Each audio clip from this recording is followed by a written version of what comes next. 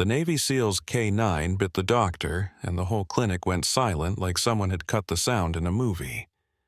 But here's the part that should scare you. Bishop didn't bite out of panic.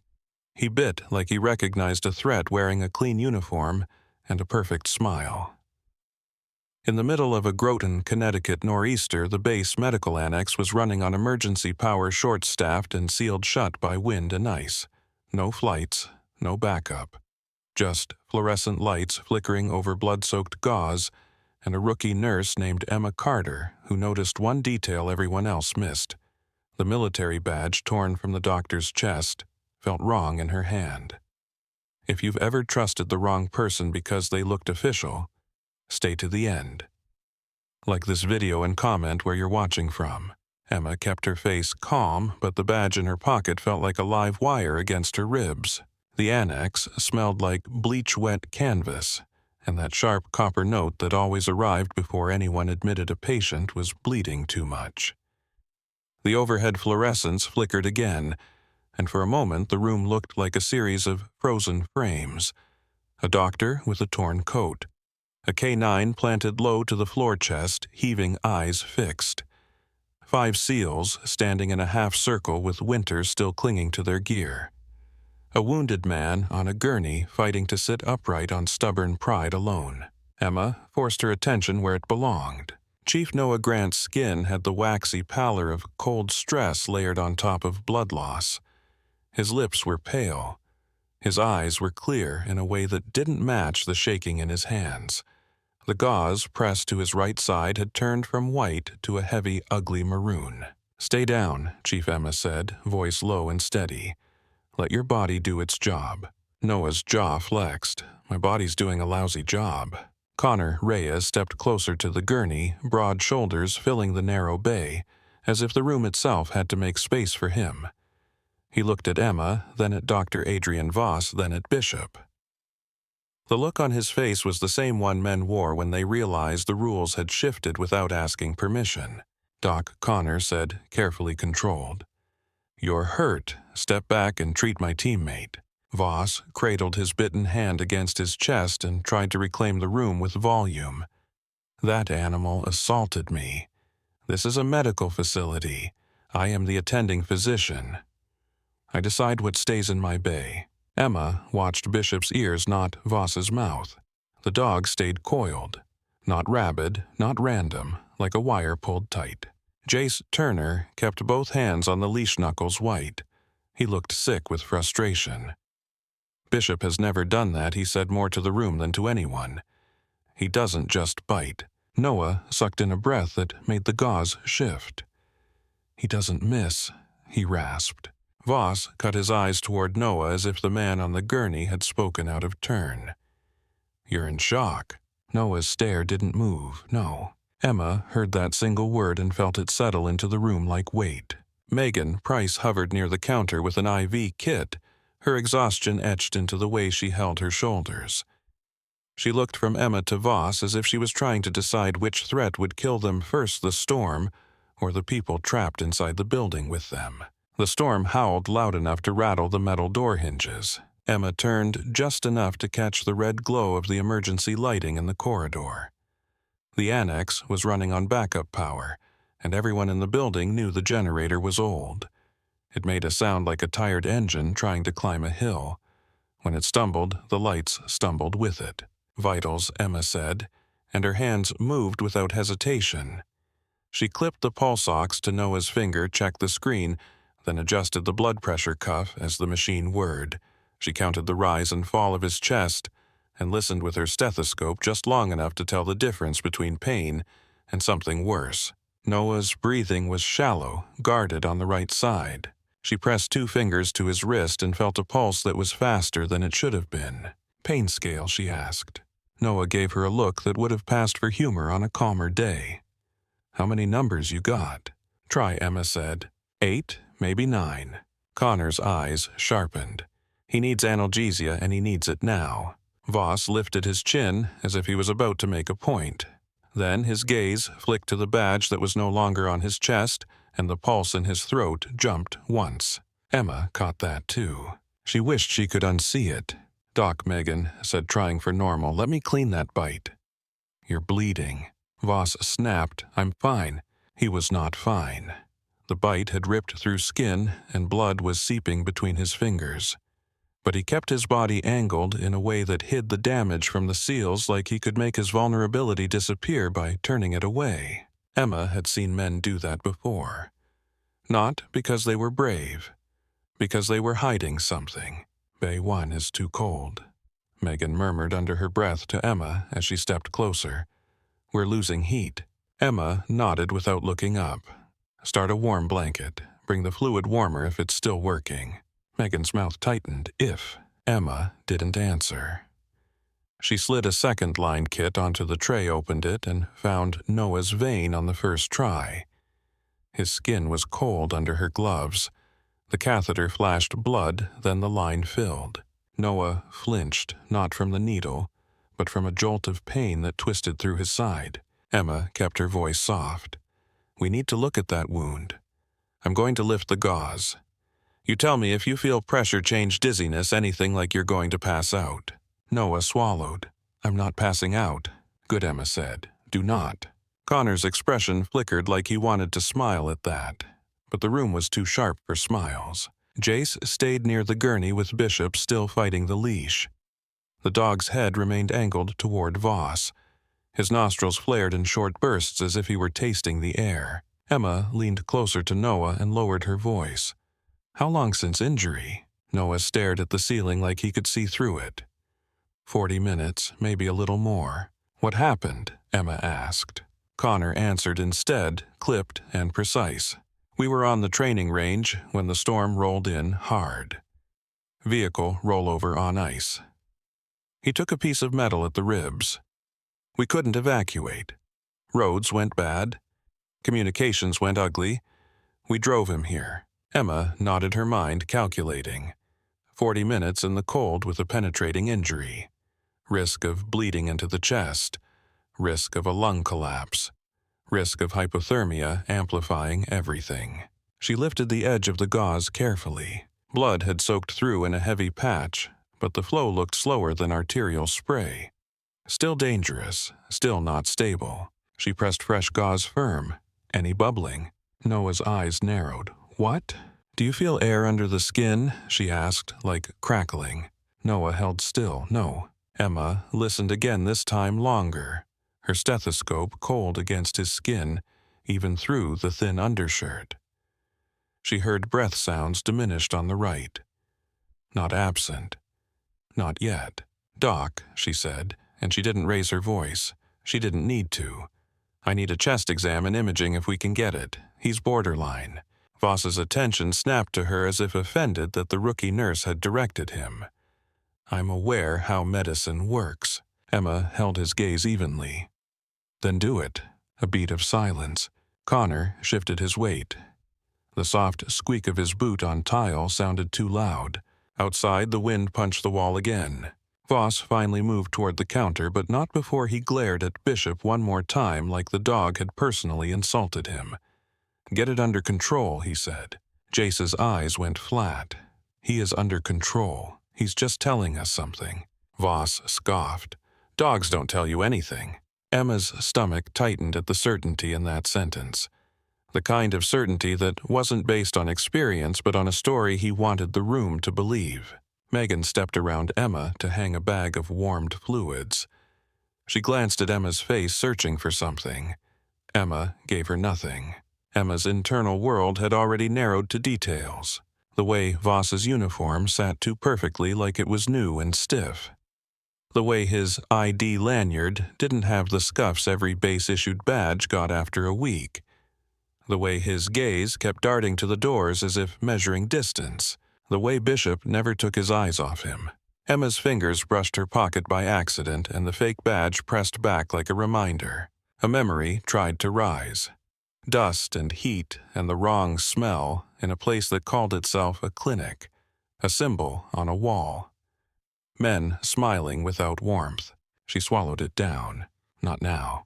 Noah exhaled slowly, controlled. "Doc," he said, voice rough.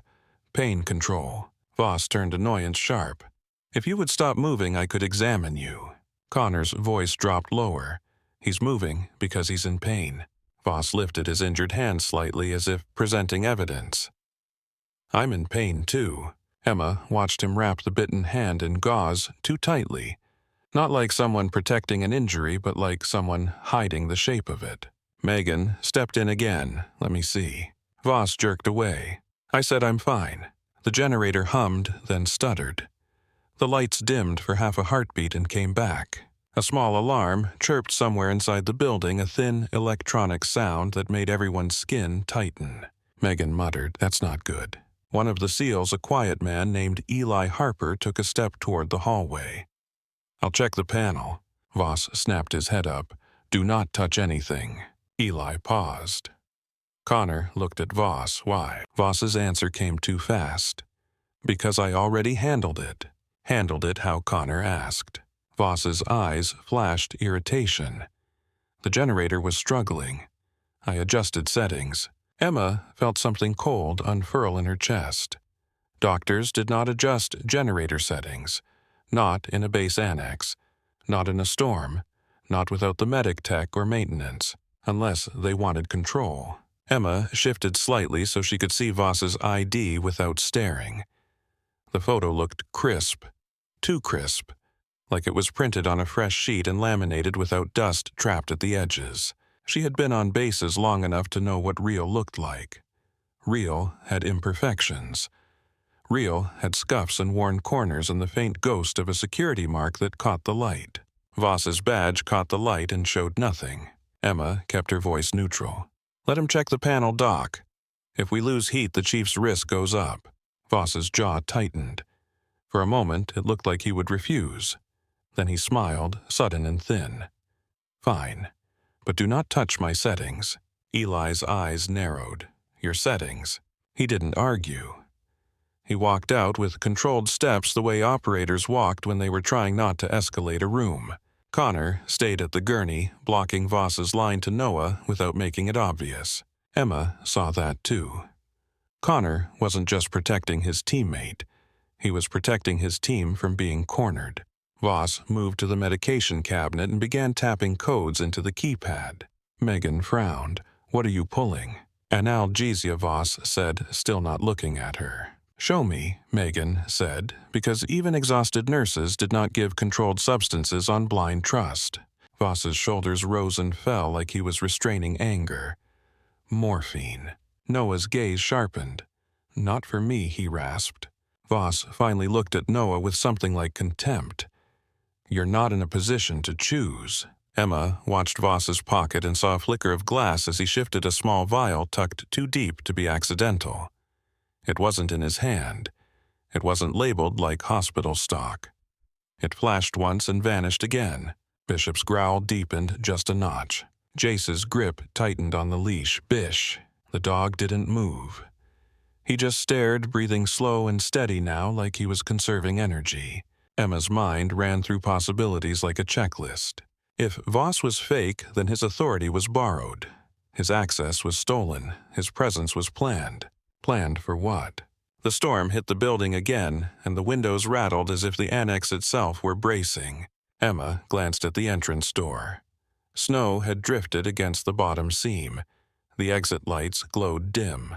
The world outside was white and violent. No flights, no road support, no way in or out. The annex had become an island. Voss opened the cabinet and reached inside. Megan moved closer, still cautious. What's in your hand? Voss held up a vial without letting her see the label. Medicine, label, Emma said quietly. Voss's head snapped toward her. His smile appeared like a reflex. Since when do nurses interrogate doctors? Emma didn't blink. Since controlled meds started disappearing on base. Connor's eyes flicked to her surprised. Megan's brow lifted as if she recognized a line that wasn't purely medical. Voss laughed once sharp. Don't be dramatic. Noah's voice came out like gravel. That's not morphine. The room tightened. Voss turned to Noah with a sudden ugly heat.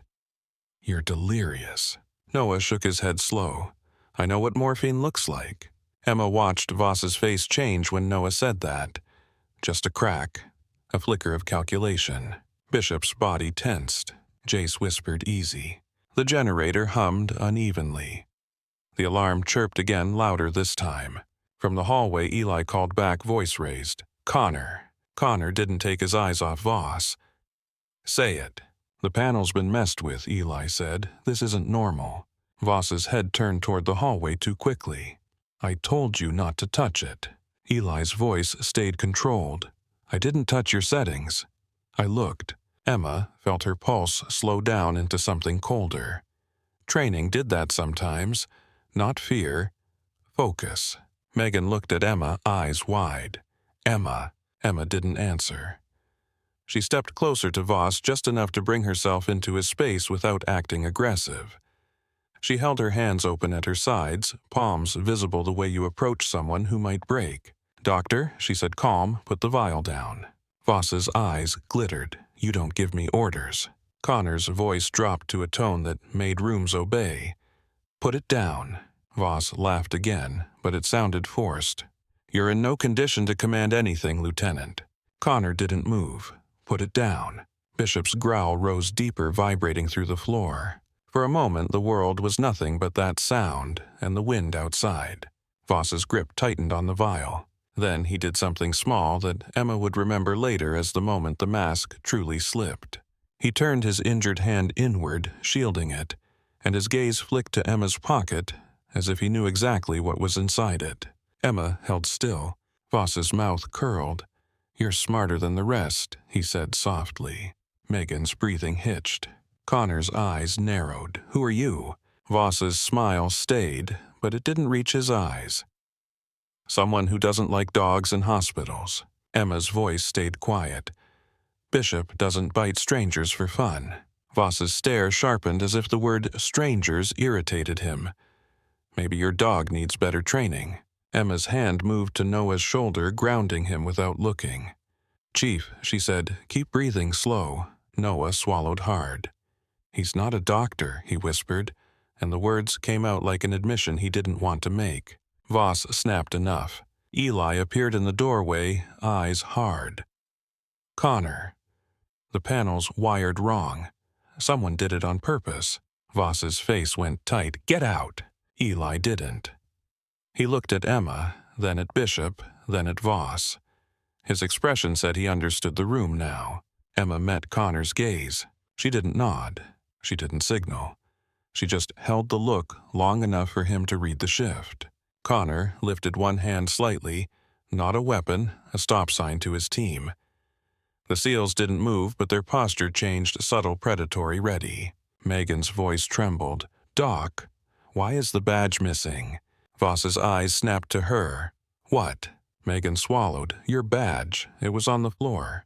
Emma felt the air turn sharper. Voss stared at Megan for a beat too long, then forced a laugh. Then pick it up. Emma didn't move. She kept her hands visible, kept her voice level. Where is it? Voss's gaze slid back to Emma's pocket again. He knew. Bishop knew. Emma's fingers brushed the fabric where the fake metal pressed against her. She imagined pulling it out and holding it up and exposing him in front of armed men trapped by weather. She imagined what a cornered infiltrator might do. The generator stuttered again. The lights dimmed, and this time the heat vents coughed like lungs trying to clear fluid. Noah shivered hard. Emma made her decision in silence. Not confrontation, not yet. Control the patient. Control the room. Gather proof. Keep the threat from realizing how much you already saw. She stepped away from Voss as if yielding. Megan, she said, start warming measures. Keep the fluids running. Megan blinked confused, then obeyed because the job was the only thing holding her upright. Emma looked at Connor. I need supplies. Connor's eyes stayed on her for a fraction longer than necessary. He understood that too. Go, he said. Emma walked out of Bay 1 with steady steps that did not match the way her heart tried to climb her throat. The corridor lights were dim, pulsing with the generator's uneven breath. Snow hissed against the small windows like sand. Behind her, Bishop's growl followed low and unbroken as if the dog was tethered to a truth no one else could smell. Emma reached the supply room door and slipped inside. She locked it. Only then did she let her hand slide into her pocket and close around the badge. Cold. Cheap. Wrong. She held it up to the light and turned it slowly, listening to the faint buzz of the fluorescence overhead and the distant alarm that kept trying to become louder. On the back plate where a serial stamp should have been, there was nothing. And in the silence of that small room, with the storm pressing the building from every side, Emma realized she had just walked into a sealed facility with a man who did not belong here, and a team that needed her to keep them alive. She took one slow breath, then reached for her phone to check the internal directory because names mattered and so did the gaps between them. Emma stared at her phone until the screen dimmed, not because she expected a signal, but because the habit of checking a network was hard to kill. The Annex Wi-Fi icon sat there like a joke. No bars, no external line. Even the internal directory app loaded in slow, reluctant blocks, as if the generator itself was rationing electricity and patience. She slid the phone away and moved to the wall terminal beside the supply shelves, an old beige unit that only knew one language-based intranet. The keyboard keys were shiny from years of gloved hands. She logged in with her badge, waded through the spinning wheel, and pulled up the staff roster for the medical annex. The roster populated.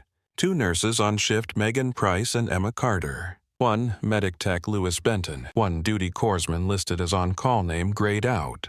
Attending physician slot displayed blank, then refreshed, then stayed blank. Emma tried again, searching by department. No Dr. Adrian Voss. She typed Voss into the search bar. No match. She typed Adrian. Nothing relevant. She typed physician contractor temporary locum. The system returned a list of names assigned to the base this month. None of them were his. Her mouth went dry not from fear, but from the weight of confirmation. A fake badge could be a prank. A missing stamp could be bad procurement. A clerical error could be an error. A missing name in a military roster was not a clerical error. The door handle rattled once, a soft metallic sound that made her shoulders tighten. Emma Megan's voice called from the hallway, thin with strain. "We need you back in Bay 1. Emma kept her voice level. "Give me 1 minute." She clicked into access logs, fingers moving fast. Medication cabinet audit last 24 hours. The system hesitated, then opened. Most entries were routine timed and tagged. Morphine withdrawals by Megan 3 days ago. Ketamine by the corpsman last week. A small entry for lidocaine. Then a gap, a blank entry stamped with a time code that matched the flicker earlier, a withdrawal recorded without a user ID attached. Emma leaned closer to the screen, eyes narrowing. "No user," she whispered. A handprint icon flashed briefly in the corner, then vanished. The system was old. The generator made everything glitchy, but it still kept time. It still recorded the shape of activity even when it could not name the person. Emma took her phone out again and snapped a picture of the screen. The door handle rattled a second time. This time it wasn't Megan. It was heavier, impatient. Emma's gaze slid to the lock. The supply room door was thin, the kind that kept honest people honest. She didn't raise her voice. She just spoke like she was talking to someone at a counter. "Who is it?" A pause, then Dr. Voss's voice smoothed out like he'd sanded it down. "Nurse Carter, open up." Emma's fingers went still for half a heartbeat. She turned off the terminal screen with a tap, not because it hit anything, but because it shifted the room into a dimmer, quieter place where she could think. "Doctor," she called back, calm. "I'm pulling supplies. I need you in the bay," Voss said, closer now. "Open the door." Emma stepped to the door, but did not unlock it. She kept her hand on the latch, feeling the vibration of the wind in the walls. "Patient first," she said. "I'll be there." "Open the door," Voss repeated, and the mask slipped just enough to let irritation show. Emma pictured him in the corridor, injured hand wrapped too tight, eyes flicking toward her pocket where the fake badge sat. She pictured his need to control the space, to control her. She kept her tone neutral. "Tell Megan to hang the warmer and keep pressure on the wound." "I'm coming." Silence. Then the sound of a palm against the door. Not a slam. A firm press, as if he wanted her to feel it. You took something that belongs to me, Voss said. Emma didn't pretend she didn't understand. She simply answered with the same steadiness she used on combative patients. I picked up what fell in a trauma bay. I'm logging it. You will return it, Voss said. Emma's eyes flicked to the terminal, then back to the door. After the chief is stable. Another pause. She could almost see the calculation. Then Voss's voice softened again. Emma? You're new. This is a bad night to get in the middle of things you don't understand. The way he said her name made her skin crawl. Familiar without permission. Emma's hand stayed on the latch. I understand bleeding, she replied. I understand hypothermia. I understand a base roster. I'll be out in 1 minute. For a moment, she thought he might force the door. Instead, his footsteps moved away, controlled, measured, like he'd decided pushing would cost too much right now. Emma waited until the sound faded, then exhaled slowly through her nose. She pulled the badge out and held it up under the supply room light. The metal caught the fluorescent glare and gave back nothing. No micro-etching, no serial. The clasp was cheap, the kind that bent when you pressed too hard. She slipped it into a sterile specimen bag and sealed it, the plastic crackling softly in the quiet. Evidence didn't have to look dramatic. It just had to survive. She opened a drawer and found a small pen light and a UV inspection wand, the kind used to spot counterfeit bills and check ID features in low light. She flicked it on and swept it over the badge. Nothing. She turned the wand toward her own base ID and watched the faint security fibers glow pale and unmistakable. She turned it back to the badge. Still nothing. Emma shut off the wand and slid it into her pocket beside the bag. She unlocked the door and stepped into the corridor. The annex hallway was dim and narrow, painted a tired institutional beige. The emergency lights threw long shadows that moved with every flicker. The wind outside made the building creak in small complaining noises.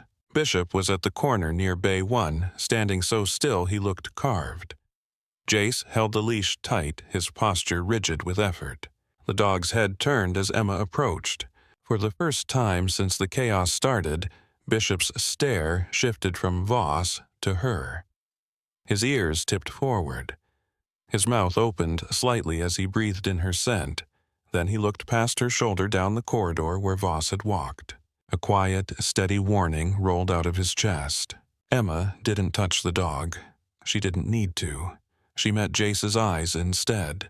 Jace's face was tight young in a way war hadn't softened yet. He's never like this, he murmured. Emma nodded once. I know. How do you know? Jace asked. Emma kept walking. Because he's not confused. Jace swallowed, then, what is he? Emma didn't answer with a theory. She answered with a fact. He's tracking. She reached Bay 1 and stepped inside. The room felt colder than it had 5 minutes ago. The vents were still running, but the air they pushed out was thin, weak, like the building was losing a fight it hadn't agreed to. Megan had wrapped Noah in warming blankets, but his shivering was the kind that ate energy you couldn't spare. Noah's eyes snapped to Emma the moment she entered, sharp and focused through pain. Connor stood at the foot of the gurney, arms loose, shoulders square, a human wall. Eli Harper had returned from the panel and now hovered near the doorway, face set like stone. Dr. Voss was at the medication cabinet again, his body angled to block the view of his hands. Megan looked relieved to see Emma, then immediately worried, as if relief itself felt unsafe. His pressure is dropping, she whispered. Emma moved to Noah's side and checked the monitor. The numbers confirmed what Megan's eyes already knew. Heart rate up. Blood pressure down. Oxygen saturation hovering, not terrible yet, but not comforting. Emma pressed her fingers into Noah's shoulder, grounding him. Look at me, she said. Noah did. Slow inhale, she instructed, then slow exhale. Noah's nostrils flared. He obeyed. Connor watched her hands, her face, as if he was trying to decide what kind of person she was under the scrubs. Doc Connor said without turning around, we need pain control and we need imaging. Voss's response came clipped. He needs to stop moving. He's moving because he's freezing, Emma said, keeping her tone professional. She turned to Megan. Warm fluids running. Running, Megan confirmed. Emma glanced toward Louis Benton, the medic tech who had been silent until now, hovering by the portable ultrasound cart like he was afraid the machine might die if he looked at it wrong. Louis, Emma said, "Is that unit charged?" Louis shook his head. "Batteries half, maybe less. Bring it anyway," Emma said. Voss finally turned annoyance visible. "We don't need ultrasound for a simple wound." Emma met his gaze. "We need to know if he's bleeding internally." Voss's injured hand twitched against his chest. "I'm the attending." Connor's voice dropped lower, the kind that made people stop arguing. "Then attend." A beat of silence. Voss's eyes moved over the SEALs, measuring. He didn't look scared of rifles. He looked irritated by obstacles. He reached into the cabinet and pulled out a vial. Emma's focus snapped to it instantly. The vial was small amber, and the label was turned inward. Emma took one step closer, not aggressive, simply present. "Turn it," she said. Voss's jaw tightened. "It's morphine." "Turn it," Emma repeated. Megan shifted closer, backing Emma up without saying a word. Noah's eyes narrowed. "That's not what morphine looks like," he rasped. Voss's gaze cut to Noah. "You're bleeding. You're cold. You're confused." Noah's voice stayed steady. "I've had morphine. I've seen morphine. That's not it."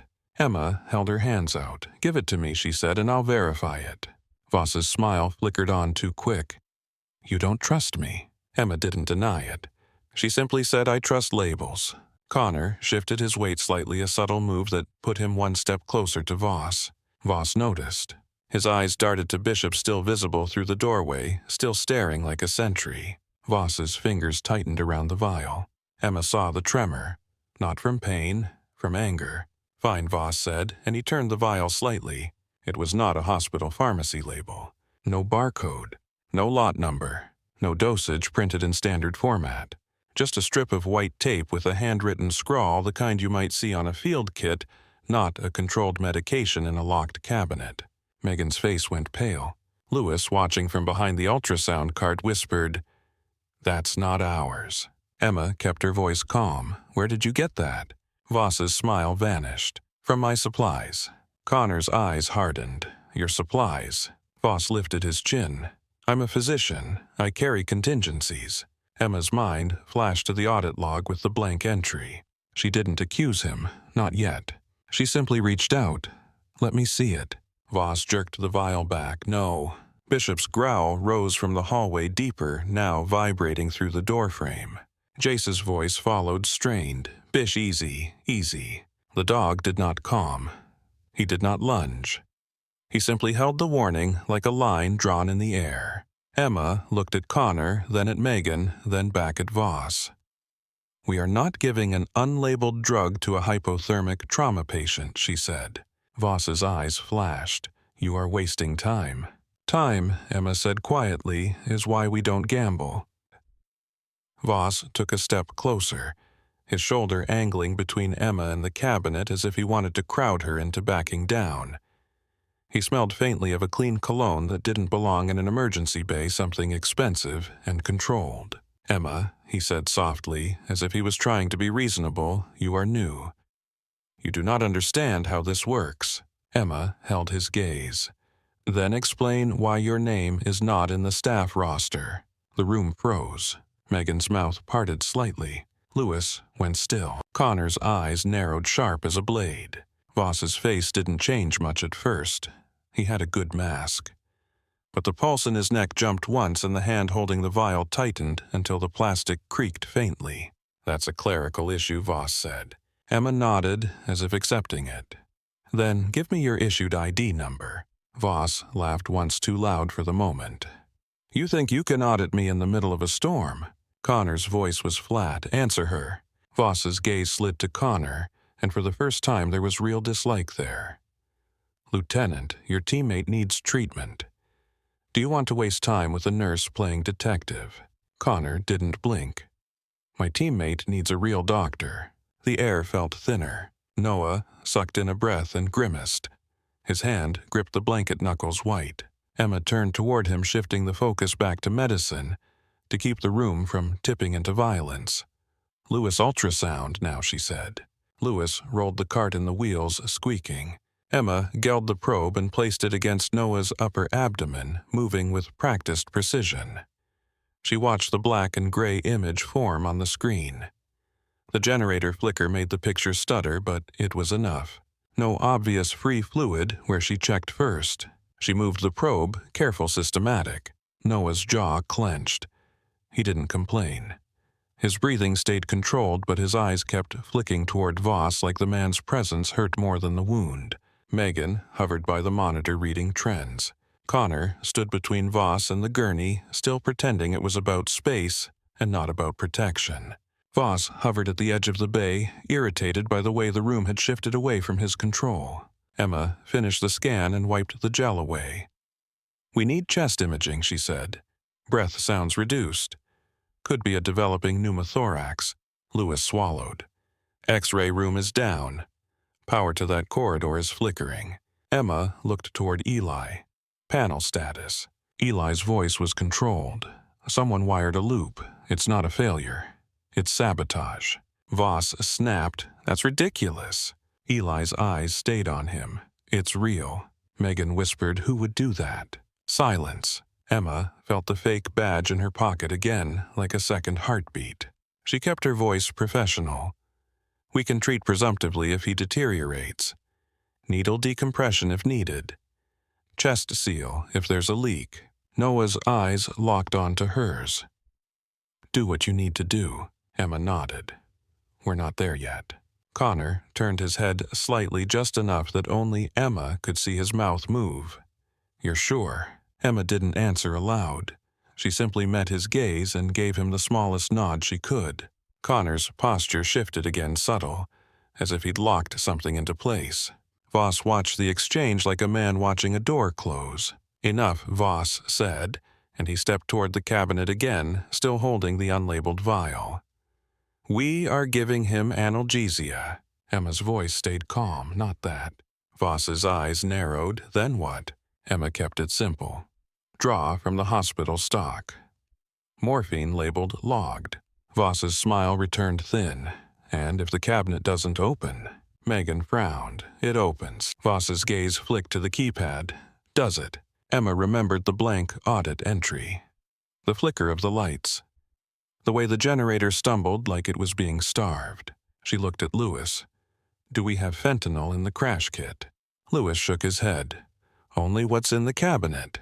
Emma turned to Megan. "Do you have access?" Megan nodded quickly and stepped to the keypad. She entered her code. The cabinet beeped. Unlocked. Megan pulled a labeled vial from the tray, holding it up so everyone could see. Voss's nostrils flared. Connor's voice was quiet. "He's that." Megan moved toward the counter to prep the dose. Voss's injured hand twitched as if he wanted to reach out and stop her.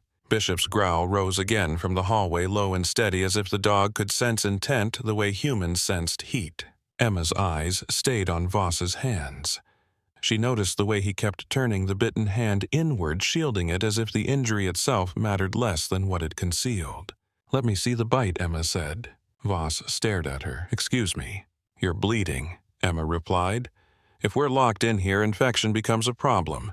Let me irrigate it." Voss's smile sharpened. "I can manage my own wound." Emma kept her tone gentle, almost sympathetic. "A dog bite can get ugly fast." Voss's eyes flicked to Connor, then back to Emma. The smile stayed. "No." Emma didn't push. She cataloged the refusal. Megan drew up the morphine dose, checked it twice, then glanced at Emma for the final verification. Emma nodded. Megan administered it slowly through the IV while watching Noah's face. Noah exhaled a tight sound that softened as the pain eased just enough to give him space. His shivering slowed slightly. Emma leaned close to Noah. "Tell me if your breathing changes." Noah's eyes stayed open. "I will." Emma adjusted the blankets and checked his fingertips for perfusion. Cold, improving slightly with warmed fluids. She moved as if she were only a nurse doing her job, but her mind stayed one step ahead. She needed confirmation beyond the roster. She needed to know how he got in. She glanced at Lewis. "Where is your maintenance key list?" Lewis looked confused. "Why?" Emma kept it simple. "The panel is sabotaged. If we need to override power circuits, I need access levels.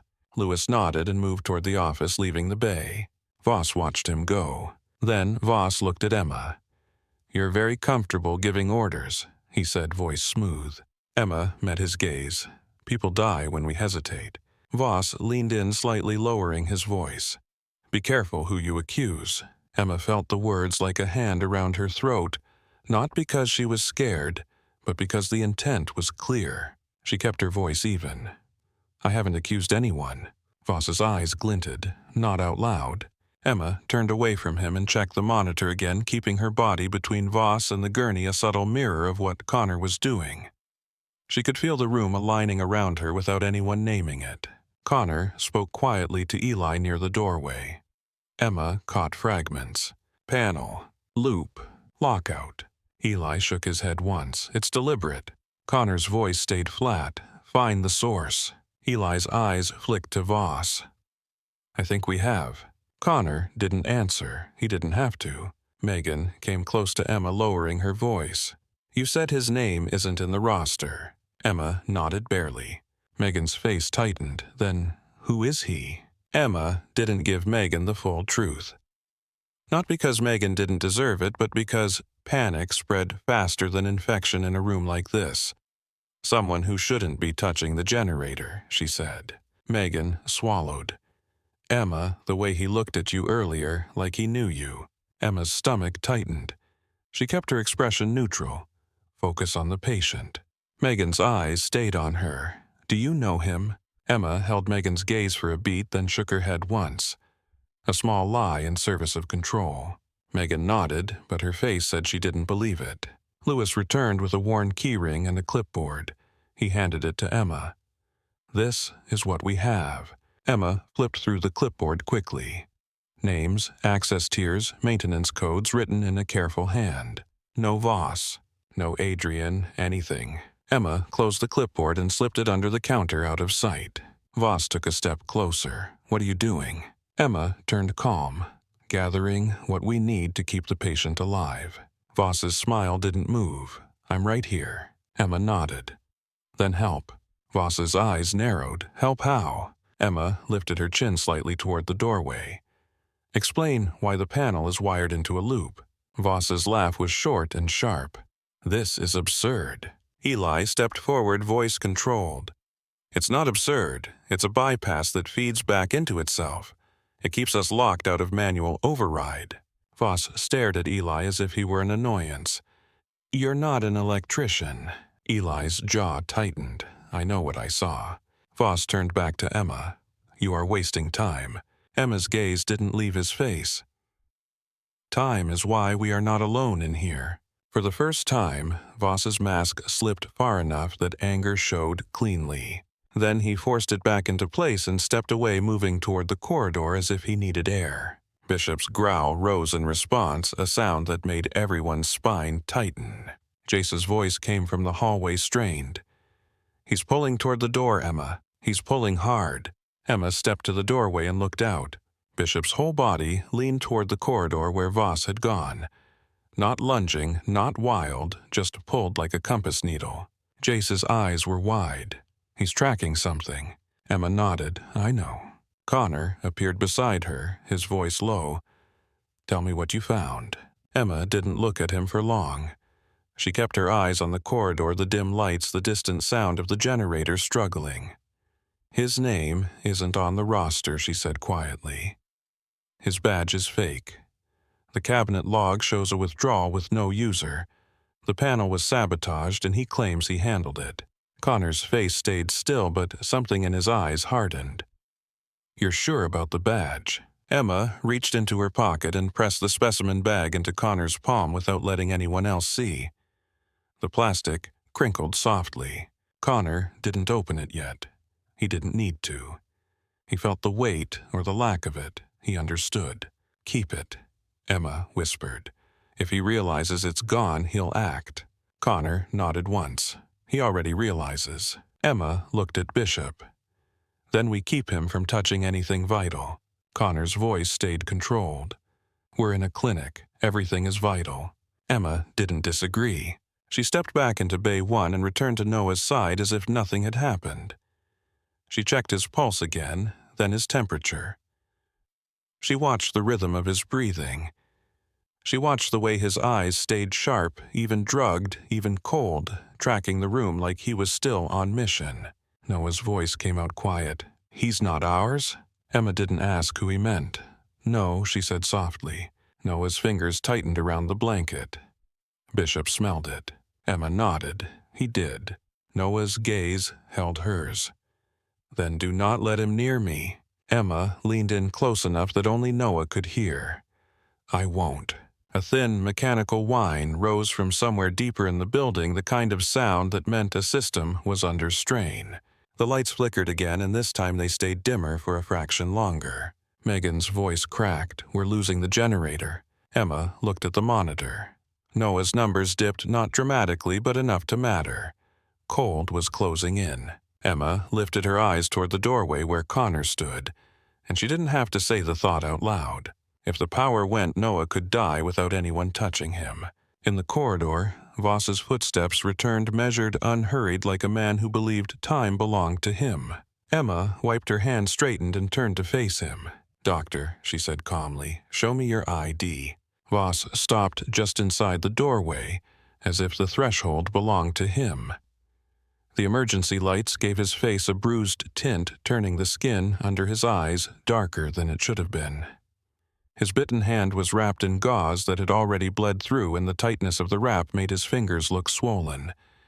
He kept the hand tucked close to his chest, angled away from everyone like he was hiding more than pain. Dr. Emma repeated steady and clear, "Show me your ID." For a moment, the only sound was the generator's uneven hum and the faint rattle of wind trying to pry the building open. Noah's monitor beeped in slow, stubborn rhythm like it was counting down something no one wanted to name. Voss smiled. It was the kind of smile you used on people you considered beneath you, polite on the surface, contempt underneath. "You want to see my ID?" he said, voice smooth. "Because your dog got excited." Emma did not glance at Bishop. She kept her eyes on Voss's lanyard. "Because your name is not on the shift roster. Because your badge is missing required security features. Because you access the generator panel and you have no authority to do that. Show me your ID." Connor's posture did not change, but the air around him did. The team leader had gone still in the way men went still, right before violence, right before a door kicked in, right before a shot. "Doc," Connor said quietly, "show it." Voss looked at Connor like he was studying a bug. "This is not your chain of command." Connor's voice did not rise. "This is my teammate bleeding out under your roof." Voss's eyes slid toward Noah, as if the injured man were an inconvenience. Noah met his gaze without blinking, even through the haze of pain control, and cold. Emma reached for Noah's wrist and felt the pulse fluttering fast, too fast. She kept her fingers there, grounding him, and kept her voice level. "ID," she said. Voss exhaled through his nose, the sound sharp. "Fine." He reached for his lanyard. Bishop's growl rose from the hallway deeper, vibrating through the doorway like a warning the building itself could feel. Jace tightened his grip on the leash and braced his boots, face strained. Jace murmured, "Easy." Bishop did not lunge. He did not bark. He just held the line eyes locked on Voss's hands. Voss paused with his fingers on the plastic badge holder. His gaze flicked to the dog, then back to Emma. Something like annoyance flashed across his face, but it was too controlled, too practiced. He lifted the ID toward her, keeping it just far enough away that she had to step closer if she wanted to inspect it. Emma did not step closer. She extended her hand, palm up, patient and unwavering. "Hand it to me," she said. Voss's smile tightened. "You are enjoying this." Emma kept her palm open. "Hand it to me." Connor took one step forward. Not fast, not aggressive, just enough to make the space smaller. Voss's eyes tracked the movement, and the smile vanished. He placed the badge into Emma's palm with a deliberate slowness that felt like a challenge. The plastic was warm, like it had been pressed against his chest. Emma turned it toward the light. The photo was crisp, too crisp. The edges of the laminate were clean, no trapped dust, no hairline scuffs. The printed text was correct at a glance, but the font weight looked off. The barcode was there, but the faint watermark that should have shimmered under the emergency light was absent. Emma pulled her penlight from her pocket, thumbed it on, and angled it across the badge. Nothing. She turned the beam onto her own ID for half a second and watched the security fibers catch light, faint but unmistakable. She turned it back to Voss's ID. Still nothing. Megan's breath caught soft and involuntary. Louis stood frozen near the ultrasound cart as if he had forgotten where his hands belonged. Emma looked up at Voss. This is not issued. Voss's eyes narrowed and the heat in them was no longer hidden. You are a nurse. Emma nodded once.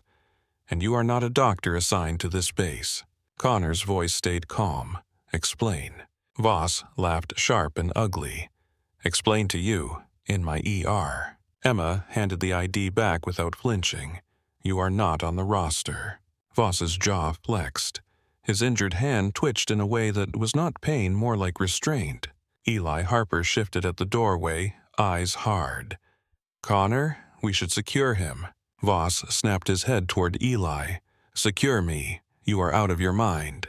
Connor did not answer Eli yet. He kept his eyes on Voss. Where did you get that ID? Voss's smile returned, but it looked forced now. Do you know what happens when you accuse a physician of impersonation on a military base? Do you understand the consequences of your little performance? Emma's voice stayed measured. The consequence is we stop you from touching controlled substances. Voss's gaze flicked toward the medication cabinet. A flicker of calculation.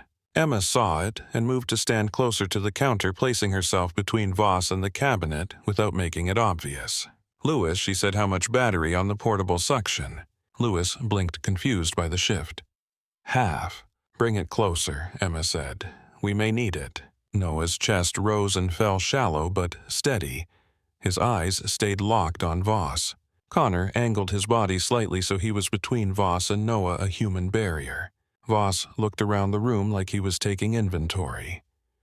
5 SEALs. A K-9 at the door. 2 nurses. 1 medic tech. 1 injured man. A storm outside that made the world smaller. Then his gaze landed on Megan, and something in his expression softened in a way that felt wrong. Not kind, calculated. He said to Megan, you are tired. You are scared. You want to finish your shift and go home and pretend this night did not happen. Megan swallowed, eyes wide. She did not answer. Voss turned back to Emma. I will make this simple. Give me what you took. Emma kept her face blank. What I took is evidence. Voss's eyes sharpened. Do not use that word. Emma's voice did not change. Your badge is fake. The generator stuttered. The lights dimmed and held dim for a second too long. The monitor beep sounded louder in the lower light, like it was trying to fill the gap. Megan whispered Emma. Emma did not look at her. She kept her eyes on Voss, the way you watched a patient who might swing at you, the way you watched a man who might pull something from a pocket. Doc Connor said step away from the cabinet. Voss's mouth twitched. No. Connor repeated same tone. Step away. Voss's gaze slid toward the hallway, then toward the cabinet, then toward Noah. He was weighing distances. Emma felt the air turn colder. Not just temperature, intent. She shifted her stance slightly, feet planted. She did not reach for a weapon because she did not have one. She did what she had been trained to do in places where weapons were not the first solution. She made her voice calm enough to slow a room. Doctor, she said, sit down. Voss stared at her, then laughed. You think you can order me around? Emma held his gaze. I think you are injured, unstable, and you are endangering a patient. Voss's eyes flashed. Endangering. From the nurse who stole government property. Connor's voice went flat. Enough. Voss took one step closer to Emma, the cologne smell stronger, now clean and out of place. His shoulders squared like he was trying to loom. Emma did not back up. She lifted her chin just slightly. Show me your medical license number. Voss's smile fell away. You are pushing your luck. Emma did not blink. License number. Voss's gaze flicked to the door, to Bishop, to Jace fighting the leash. Then his eyes returned to Emma and his voice lowered. "You are brave," he murmured. "Or you are stupid." Emma's answer came without heat. "I am careful." Voss's eyes held hers. "Careful people do not keep souvenirs." The words landed like a hand on her spine. Connor's attention sharpened instantly. "What did you say?" Voss did not look at Connor.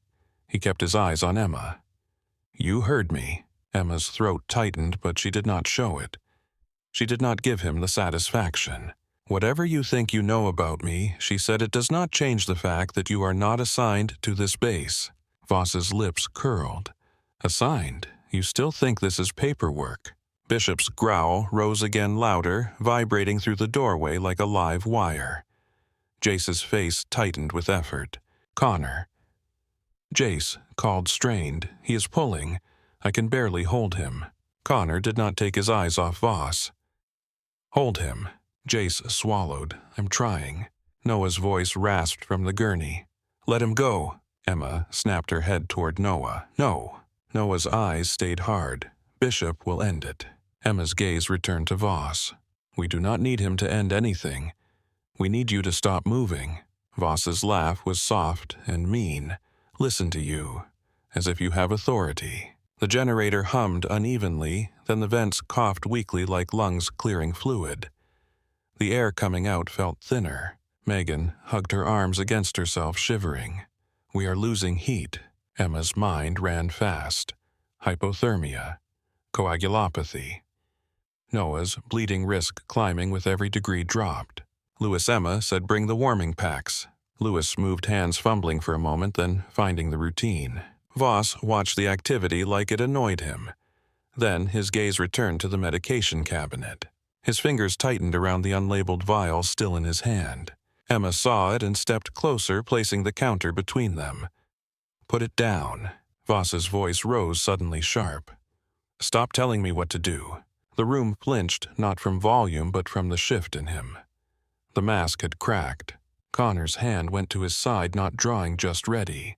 Eli's posture tightened. Megan stepped back half a pace, eyes wide. Emma did not raise her voice. She made it quieter. "Dr. Voss," she said, and she used his name like a label on a file. "That vial is not base stock. You do not have authority to administer it. Put it down." Voss's eyes glittered, or what? Bishop's growl filled the doorway, steady and deep. Emma kept her gaze on Voss's hands. "Or you will be restrained." Voss looked at Connor. "By you." Connor's voice was calm, yes. Voss's smile widened slightly as if that amused him. "In a hospital." Connor did not blink. "In a storm, with no backup, with a wounded teammate. You picked the wrong room." For a moment, Voss's eyes held Connor's. There was something there that wasn't fear. It looked like curiosity, as if he were studying a tactic he hadn't expected. Then Voss's gaze slid back to Emma. He lowered his voice. "You want to save him, then stop playing hero." Emma answered evenly. "Stop sabotaging the building." Voss's nostrils flared, sabotaging. Eli took a step forward. "The panel is wired into a loop. The override is locked out. That is sabotage." Voss turned his head toward Eli. "You touched it." Eli's voice naively stayed controlled. "I looked at it." Voss's eyes narrowed. "You do not know what you are looking at." Eli's jaw tightened. "I know a lockout when I see one." Voss pivoted suddenly, moving away from the cabinet and toward the hallway as if he were done with the bay. Emma's focus stayed on his hands, on the way his coat shifted. As he turned, something flashed in the inside pocket. Not glass, not a vial. Black plastic. Emma's mind clicked. Remote. Her stomach tightened. She stepped into the doorway, cutting off his path without touching him. "Stop." Voss halted, eyes cold. "Move." Emma held her ground. "What is in your pocket?" Voss's smile returned thin. "A phone, a pager, a number you cannot afford." Connor stepped closer, voice low. "Show it." Voss's eyes flicked to Bishop, then to Jace's strained arms, then back to Connor. Voss reached slowly into his coat pocket. The room held its breath. Emma watched his fingers and the angle of his wrist the way men reached for hidden things when they believed they owned the moment. Voss pulled out a small black remote, cheap and ordinary with a single button. Megan made a soft sound of disbelief. Lewis froze mid-motion, warming packs in hand. Bishop's growl surged the sound sharper now, and Jace braced hard against the leash. Connor's voice dropped. "What is that?" Voss lifted it slightly like he was showing a badge. "Control." The generator hummed uneven, as if it heard the word and resented it. Emma's voice stayed calm. "Put it down." Voss's eyes narrowed. "Or what, Nurse Carter?" Emma did not react to hearing her full name again. She focused on the remote. "What does it control?" she asked. Voss smiled, and this time there was satisfaction in it. "Heat. Oxygen, backup power." Connor's expression did not change, but the space behind his eyes did. He was calculating. He was seeing the building as a system now, not a room. "No," Megan whispered. "No, that is not possible." Voss glanced at her like she was pathetic. "Possible is whatever the wiring allows." Eli's voice was tight. "That panel, that loop, you did that." Voss shrugged a small motion. "I adjusted settings, remember?" Emma kept her hands visible, palms open as if she were calming a patient. "If you shut down heat and oxygen, you will kill him," she said, nodding toward Noah without looking away from the remote. Voss's smile stayed. "I know." Noah's breathing hitched, then steadied. His eyes stayed locked on Voss' hatred, quiet and clean. Connor's voice was controlled. "What do you want?" Voss's gaze slid to Emma. "What I came for." Emma's fingers tightened slightly. "You came into a sealed military annex during a storm with a fake badge and a remote tied to life support to steal something." Voss's eyes glinted. "You are learning." Emma held his gaze. "You are not a doctor." Voss laughed softly. "We already established that you like to say obvious things." Connor stepped closer just a fraction. "Put the remote down." Voss lifted his injured hand slightly, the gauze dark with blood. "You touch me, I press it." Megan's face went pale. She looked at Noah, then at Emma, then at the vents as if she could already feel the cold arriving. Emma kept her voice steady. "If you press it, you die too." Voss blinked, then smiled again. "Not if I am gone." Emma's eyes flicked towards the door. Snow piled against the seam. Wind screaming. No safe exit. "You are not leaving in this storm," Emma said. Voss's smile widened. "I do not need to walk out into it." The generator stuttered again. The emergency lights dimmed and held dim longer this time. A mechanical whine rose from deeper in the building, louder now, like a system under strain. Emma felt the air shift, the temperature dropping in small increments. Noah shivered hard. Emma's mind stayed clear. Hypothermia would compound bleeding. Cold would push his heart harder, faster, less efficient. Pain control would help, but warmth was life now. Megan, Emma said quietly, "Increase warm fluids. Keep the blankets tight." Lewis moved the warmer closer. Megan obeyed without question. Lewis moved on instinct. Connor did not take his eyes off Voss. "If you came for something, you are not getting it." Voss's gaze slid to Bishop in the doorway. The dog stood rigid, eyes bright, breathing slow. Emma felt the answer before Voss spoke. Voss nodded slightly toward Bishop, almost respectful. "That one," he said. Jace's face tightened. "No." Connor's jaw flexed. "You're here for the dog." Voss's eyes returned to Emma. "Dogs like him make certain operations difficult." Emma's voice stayed flat. "Because he can smell what you hide." Voss smiled. "Exactly." Noah's voice was raw. "You touch Bishop and I will kill you." Voss looked at Noah like he was amused. "You cannot sit up without fainting." Noah tried anyway, muscles shaking with effort.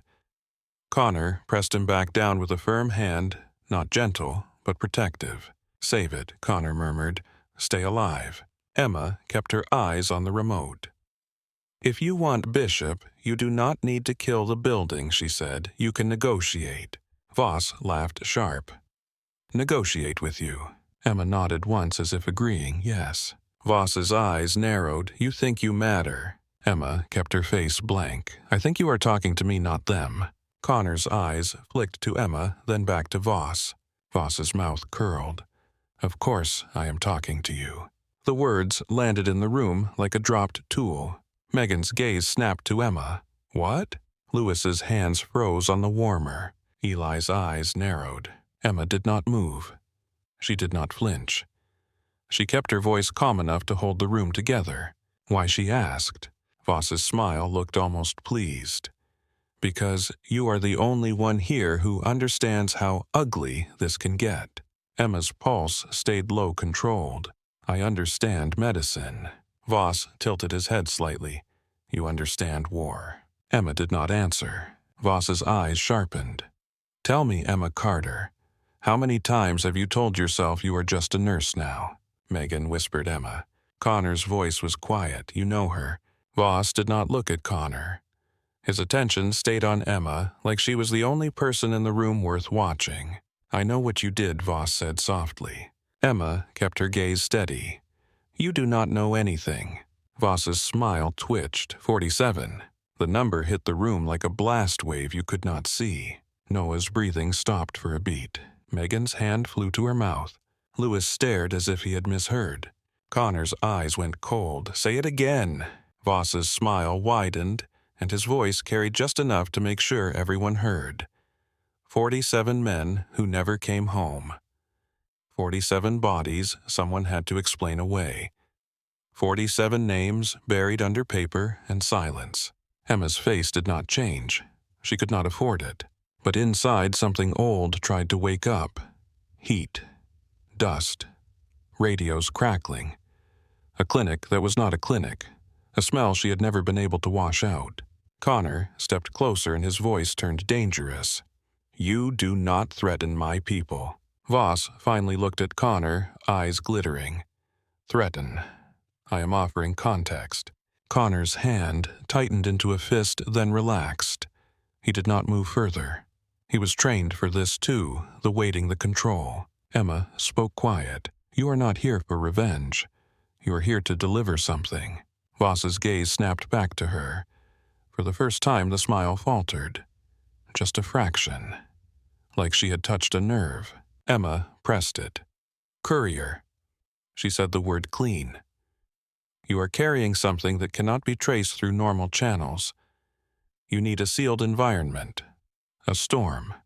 A system failure that looks like weather. You need bodies that freeze and disappear into accident reports." Voss's eyes narrowed. "You talk too much." Emma's voice stayed calm. "You are still inside the building. If you shut everything down, you will freeze too." Voss blinked once. The smallest crack of surprise, then the mask snapped back. "That is why I have a timetable," he said. Emma did not respond with fear. She responded with a question. "What is in the vial?" she asked. Voss's eyes flicked to the unlabeled vial still in his other hand. He had forgotten for half a second that everyone could see it. "It is medicine," he said. Emma shook her head slowly. "It is not base stock. It is not pharmacy labeled. It is not logged. It is not for him." Voss's smile returned, and this time it looked cruel. "Maybe it is for you." The words were quiet, but they changed the air. Bishop's growl surged louder, and Jace's arms shook under the strain of the leash. "Connor," Jace rasped. "I cannot hold him if he goes." Connor's voice stayed steady. "Hold him." Jace's face was tight. "I am holding him." Emma took one slow breath, then another. She kept her hands open.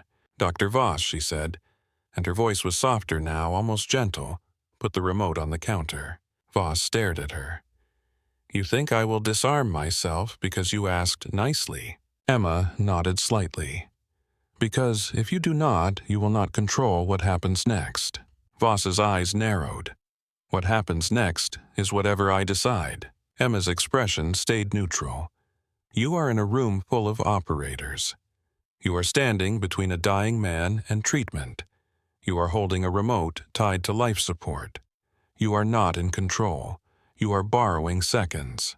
Connor's gaze flicked to Emma, something like recognition in it. Not of her past, but of her tone. She was not bluffing. She was running the room. "Megan," whispered Emma, "please." Emma did not look away from Voss. Megan, focus on Noah. Keep him warm. Megan swallowed and obeyed, hands moving with shaky precision. Voss smiled slowly. There it is, he said, that voice. Connor's eyes sharpened. What voice? Voss's gaze stayed on Emma, the one that tells men where to stand. Emma did not react. Voss shifted his weight slightly, the way a man shifted when he was deciding whether to run, fight, or press a button. Emma noticed. Connor noticed too. Eli noticed. The seals in the bay tightened their posture like a net drawing closed. Voss lifted the remote a fraction higher. Back up, he said. Connor did not move. Put it down. Voss's eyes glittered. You have no leverage. Emma spoke calm. You want Bishop alive. Voss's gaze flicked to the dog. Emma continued. If you press that remote, the building loses heat. He will suffer. You cannot carry a suffering dog through a storm. You need him functional. For a beat, Voss hesitated. Emma saw it and pressed without raising her voice. If you want him, you need the building stable. Voss's smile twitched. You are negotiating now. Emma nodded once, yes. Voss's eyes narrowed. Then give me what you took. Emma did not reach for the specimen bag. She did not hand him anything. She kept her palms open and her tone level. Not until you put the remote down, she said. Voss laughed sharp. You think you can trade with me? Emma held his gaze. I think you need me calm. Voss's smile faded. You think too highly of yourself. Emma answered quietly. You said my name before anyone else did. That landed. Voss's eyes tightened. You do not want to play this game. Emma's voice stayed steady. Neither do you. The generator hummed unevenly, then stuttered again. The emergency lights dimmed. The vents coughed once and went quiet for a heartbeat. Cold air settled into the bay like a slow fog. Noah shivered hard, and his monitor beep sped up. Megan's voice cracked. He's getting colder. Emma moved to Noah, immediately pulling the blankets tighter, checking the IV line, increasing warmed fluids. Stay with me, she murmured to him. Noah's eyes stayed open, focused through pain. I am here. Connor's gaze never left Voss. This ends now, he said. Voss's smile returned ugly. You think you can end it because you have guns. Connor's voice stayed flat. Because you are surrounded. Voss lifted the remote slightly, and the mechanical whine deep in the building rose in response, as if the systems could hear his finger near the button. Megan made a small sound, terrified. Emma turned her head slightly toward Connor, just enough for him to see her eyes, and she gave him a look that was not panic. It was instruction. Connor read it. He lifted one hand low, not pointing a weapon but signaling his team to hold. Voss noticed the gesture and smirked. Teamwork, he said. How touching. Emma's voice was calm and precise. You are not leaving with Bishop. Voss's eyes narrowed. Watch me. Emma took one slow step forward, stopping just out of reach. If you press that button, she said, you kill the injured man first. Voss's gaze flicked toward Noah, just a flick. Emma saw it. The truth settled into her chest like lead. He did not want everyone. He wanted an outcome. Connor's voice dropped. Who are you really here for? Voss's eyes returned to Emma, and the smile became almost delighted. Not you, he said to Connor. Then he looked at Emma like she was the answer and the problem at the same time. You, he said softly. The room went silent in a way that made ears ring. Megan whispered Emma. Emma did not move. She kept her hands open and her voice steady. You cannot have me, she said. Voss's smile widened. I do not need to take you. I just need to ruin you. Connor's jaw tightened. What does that mean? Voss finally glanced at Connor again. Ask her. Emma's voice stayed controlled. Do not. Voss's eyes glittered. 47, he repeated, quieter now, like a knife sliding under skin. You think they forgot? You think paper covers blood? Emma did not flinch. She could not afford to. You are a courier, she said again. You are not the decision-maker. Voss's smile twitched. And you are not a nurse. Emma held his gaze. Put the remote down. Voss's injured hand flexed. His eyes darted toward the hallway, toward the electrical door, toward escape routes that did not exist for normal people. Bishop's growl filled the doorway louder now, and Jace's arms trembled. "Connor," Jace said through clenched teeth, "I cannot hold him much longer." Connor's voice stayed calm. "Hold." Emma watched Voss's shoulders, watched the shift in his feet, watched the way his attention kept flicking to the corridor as if he had already decided to move. She kept her voice soft. "Adrian," she said, using his first name without permission, "do not press it." For a beat his expression changed. Surprise, then anger. "You do not get to use my name," he hissed. Emma's eyes stayed on the remote. "Then do not use mine." The generator stuttered again. The lights dimmed. The vents went quiet and the cold arrived all at once, sharp and immediate, crawling across skin and into lungs. Noah's shiver turned violent. Megan's hands shook as she tightened blankets. Lewis swallowed hard, eyes wide. Voss smiled like the cold was proof, and he shifted his weight toward the doorway. Voss moved like a man who had already decided the room was no longer useful to him. The cold had changed everything. It crept into the bay in a single hard wave, turning breath into something you could almost see. Noah Grant's shiver tightened into a violent tremor that stole oxygen and chewed through the little warmth the blankets had managed to trap. Megan's eyes went glassy. "His temp is dropping." Emma pressed her palm against Noah's shoulder, firm grounding. "Look at me," she said. "Breathe slow." Noah's jaw clenched. His breath came shallow, clipped to the right side, guarding like a door half shut. He nodded once, stubborn, then forced an exhale that shook. Connor's voice cut through the bay calm, but edged. "Eli, lock the hallway." Eli shifted to the doorway, body-angled, rifle still slung, but posture unmistakable. Jace held Bishop at the threshold with both hands on the leash arms, shaking now, the dog vibrating with restrained violence. Voss watched them like he was watching a play he no longer respected. His thumb hovered over the remote. Emma kept her hands visible. "If you press it again, you will kill him." Voss's smile, wide and thin and delighted. "Then keep him alive." He turned fast, aiming for the corridor. Connor stepped to intercept, but Voss did not run straight. He cut sideways, using the counter as cover, moving with a speed that did not match a civilian contractor in a pressed uniform. His coat swung open for a fraction of a second, and Emma saw the inside seam again. The patch, the symbol, the hint of planning stitched into fabric. "Now," Connor said, and his team moved. It did not look like a rush. It looked like control tightening, a net closing without panic. Eli shifted left. Another operator, Marcus Lane, stepped into the corridor to block the stairwell angle. Jace dug his boots in as Bishop surged forward, leash burning through his gloves. "Bish, hold."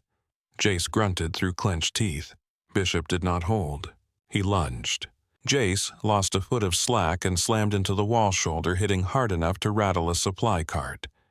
Bishop hit the threshold and snapped toward Voss's wrist, not his throat, not his face. It was surgical. It was a dog trained to end a threat without creating a corpse in a hallway. Voss jerked back, twisting, and the remote clacked against the counter as his grip loosened for a heartbeat. Emma moved without thinking. She did not sprint. She did not flail. She slid forward, dropped to a knee, and scooped the remote into her palm the instant it hit the surface. Her fingers closed around cheap plastic warm from his hand. She kept it low, hidden against her thigh, and looked up. Voss saw it anyway. His eyes widened, then narrowed, then turned cold. "Give it back," he snapped. Emma did not answer. She stood slowly, hand still visible, remote held tight where no one else could see it. Connor took one step closer to Voss. "It's over." Voss's grin returned ugly. Over is a word people use when they need comfort. He shoved past the counter and slammed his shoulder into Marcus Lane. Marcus caught the impact, feet planted, but Voss was already moving again, angling for the hallway like he knew the building's geometry. Emma caught Connor's eye and held up the remote just enough for him to see. Connor's jaw tightened. He nodded once. Then Voss did something that turned the corridor into a weapon. He reached into his coat and threw a second device down the hall toward the electrical room door. It skittered across tile like a piece of trash. For half a second, nobody moved because instinct screamed that movement might be the trigger. Then the building answered. Lights flickered hard. The generator's hum dropped into a cough. The vents choked and went silent. The alarm tone shifted deeper now, a pulsing sound that seemed to press against the ribcage. Cold surged again, sharper this time, as if the building had exhaled its last warmth. Megan made a small sound that was half prayer, half horror. No. Noah's monitor beep sped up. The numbers slid in the wrong direction, not catastrophically yet, but enough to make every second feel expensive. Voss bolted. Not toward the electrical room, toward the stairwell. Connor snapped move. The seals flowed after him fast and quiet the way men moved when they had done it before and didn't need to talk about it. Eli cut the corner first. Marcus took the inside line. Jace fought to keep Bishop from hitting full speed, but the dog was already dragging him. Emma stayed with Noah for one heartbeat longer, eyes on his face, reading the strain. "You stay awake," she said. Noah's eyes were bright with pain and fury. "Go." Emma nodded once. She yanked the blanket tighter around his shoulders and turned toward the corridor. She did not chase like an operator. She chased like someone who understood corners and momentum, and the fact that hallways could kill you faster than bullets when people panicked. Voss hit the stairwell door and yanked. It stuck for a half second from ice pressure, then gave. Cold air knifed through the crack. He glanced back, eyes wild now, and his hand went to his pocket. Emma saw the reach. Her body shifted automatically, stepping offline, creating space. Bishop hit the corridor like a black missile. Jace lost the leash. Just for a second. That second was enough. Bishop launched at Voss's arm, jaws snapping shut around the wrist. Voss screamed a raw sound that bounced off tile and metal. His hand opened. Something flew out, glass flashing under the emergency lights. A vial spun across the floor, skittering toward the wall. Emma dropped fast and caught it before it rolled under the baseboard. The glass was cold slick with condensation. The liquid inside was faintly tinted, not the clear look of standard hospital meds. It clung to the vial when she turned it almost oily. Connor slammed into Voss from the side, driving him into the stairwell wall. Marcus grabbed Voss's shoulder and pinned it. Eli wrenched the bitten wrist back, forcing Voss to drop to his knees. Bishop did not tear. He held. Teeth locked, eyes, burning body, rigid with restraint. Jace lunged in and got the leash again, hands shaking as he pulled Bishop back inch by inch. The dog released only when Connor snapped Bishop off. The word hit like a switch. Bishop stepped back, chest heaving, still staring at Voss like he was unfinished business. Voss spat blood and laughed through it. "Good dog." Connor's eyes went flat. "Shut your mouth." Voss's smile widened, broken and satisfied. "You think you caught me?" Eli patted Voss's coat, quickly efficient, searching seams and pockets. His hand paused, then pulled free a second remote, smaller, hidden deeper. Eli stared at it. "You had a backup." Voss laughed again. "Of course I did." Connor took the remote from Eli, then looked at Emma. "You have the first one." Emma held it up. Two cheap black devices in two hands, both capable of turning a building into a freezer coffin. "You wired it," Eli said, voice tight. "The loop, the lockout." Voss lifted his chin, still on his knees, breathing hard. "I adjusted settings." Connor's gaze stayed on him. "Why?" Voss's eyes flicked to Bishop. "Because dogs like that make the world inconvenient." Jace's face tightened. "You're not taking him." Voss looked at Jace like he was amused. "I am not taking him through the front door." Emma's fingers tightened around the vial. A tiny symbol sat in the corner of the glass label. Not a pharmacy mark, not a base code. Just an insignia small enough to miss unless you knew what you were looking for. Her throat tightened. She held the vial closer to her eyes without stepping forward. Connor saw her face change. "Ma." She forced her voice steady. "This is not morphine. This is not from any base supply chain." Voss's eyes glittered, smart. Emma did not give him the satisfaction of reacting. She tucked the vial into her pocket carefully, then shifted her focus back to the building, to the alarms, to the cold that was already biting into her hands. They had restrained a man. They had not restrained the system. From down the hallway, Megan's voice carried strained. "Emma, he's getting worse." Emma's head snapped toward Bay 1. Connor followed her gaze and spoke to his team without looking away from Voss. "Marcus, secure him. Zip ties, search again. Anything that clicks or beeps comes off him." Marcus moved efficient pulling restraints from his kit. Eli started back toward the electrical corridor. "We need the panel." Connor nodded once. "Go." Emma turned and ran back down the hallway. The annex felt different now. The emergency lights were dimmer. The air was colder, heavier. The vents had gone silent again. The pulsing alarm sounded like a warning from inside the walls. Bay 1 was chaos without shouting. Megan had both hands on Noah's chest, pressing a warming pack against his sternum, as if she could physically force heat back into him. Lewis held the IV line high and watched the drip chamber with wide eyes. Noah's face was pale, lips tinged blue at the edges. His shiver had slowed, which should have been relief, but Emma knew better. When shivering stopped in severe cold, it meant the body was losing the fight. Emma moved to the gurney and checked his pulse again. Fast. Weak.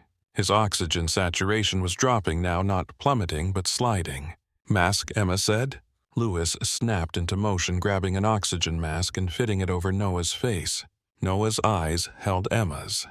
Anger, pain, and something else, a question he refused to voice. Emma tightened the blanket and leaned closer. "Stay awake," she said again. "Breathe into the mask, slow." Noah did breath fogging the plastic.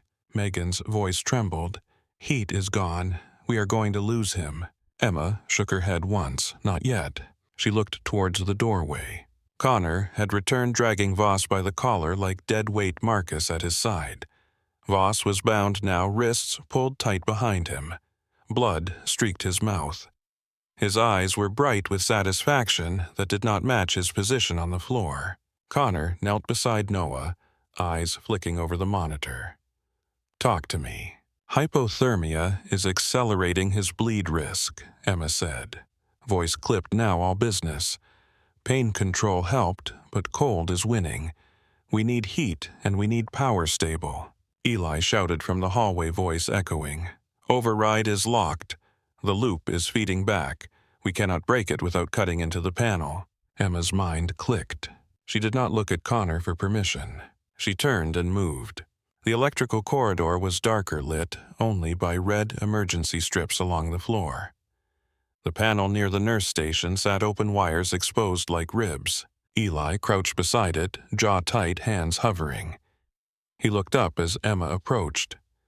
"I can see the loop, but I am not sure which line is safe." Emma dropped to her knees beside him. The cold bit through her scrubs immediately, tile-sucking heat from her joints. She did not hesitate. She studied the wires like they were veins. There were standard runs labeled bundled. Then there was a set that did not match, spliced cleanly, too cleanly, using connectors that did not belong to base maintenance. A sabotage loop. Not a failure. Emma reached into the pocket of her jacket and pulled out the small UV wand. She flicked it on and swept it over the splice points. One connector reflected differently, a faint sheen that marked newer plastic. Fresh work. Eli's eyes widened. "How did you?" Emma did not answer. She did not waste breath. She traced the line with her fingers, then found the relay buried behind the panel, tucked where you would not look unless you already knew to look.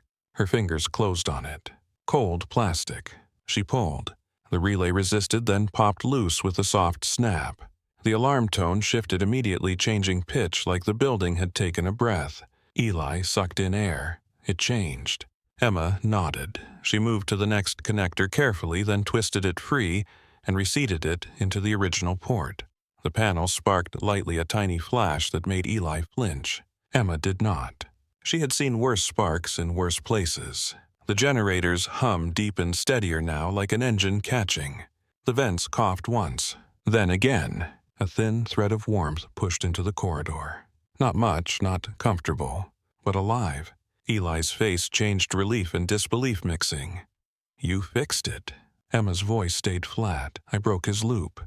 Eli swallowed hard. How do you know that trick? Emma's hands paused for half a heartbeat. A memory tried to rise again. Dust instead of snow. A clinic that was not a clinic. Men in sandals carrying rifles laughing as wiring failed and people froze in the dark. Emma shoved it down. Because it is not new, she said. Eli stared at her, then looked away, understanding that the question had hit something he was not allowed to see. They returned to Bay 1 together. The air felt slightly warmer already. The emergency lights brightened by a shade. The monitor beep sounded less frantic, though Noah was still fragile. Megan looked up, eyes desperate. Heat is back. Emma moved to Noah and checked his temperature again. Still low, but the drop had slowed. His fingers were still cold, but less blue. Good, Emma said. Keep warming, keep fluids running, oxygen stays on. Noah's eyes were half-lidded now, but he kept them open with sheer will. Connor turned toward Voss, who sat on the floor against the wall, bound watching like this was entertainment. Connor's voice was quiet. You are done. Voss smiled through blood. No. Connor's face did not change. Yes. Voss shook his head slightly as if Connor had missed the point. You think this was about me? Emma stepped closer, careful, still watching Voss's hands even though they were tied. It was about control. Voss's eyes slid to her. It was about delivery. Emma felt her stomach tighten. Delivery of what? Voss's smile widened, satisfied. A message. Connor's voice went colder. To who? Voss's gaze flicked to Noah, then to Bishop, standing in the doorway again, ears up, alert, still tracking the air. Then Voss looked back at Emma. You already know, he said, softly. Emma kept her face neutral. You're not leaving. Voss laughed quietly. I do not need to leave to finish my job. The words were calm, but they made the hair at the back of Emma's neck lift. Connor stepped in close, kneeling to Voss's level. Talk. Voss leaned his head back against the wall, breathing shallow, smiling like a man who had won a smaller battle because it served a larger one. You saved the heat, he said.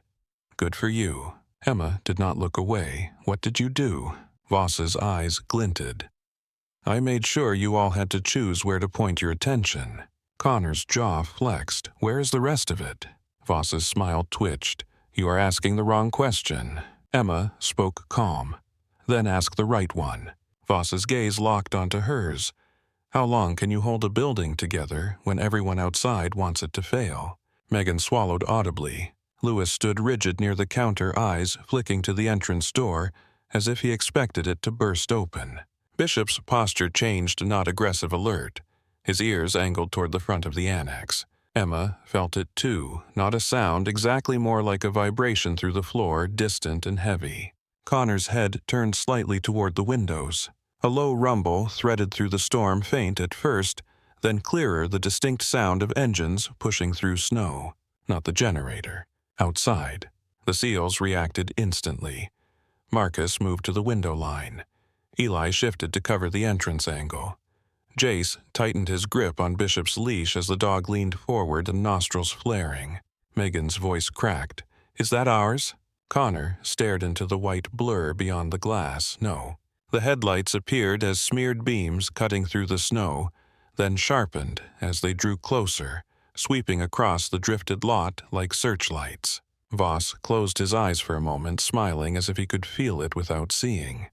When he opened them, he looked at Emma. Told you, he murmured. Emma did not move. She did not give him fear.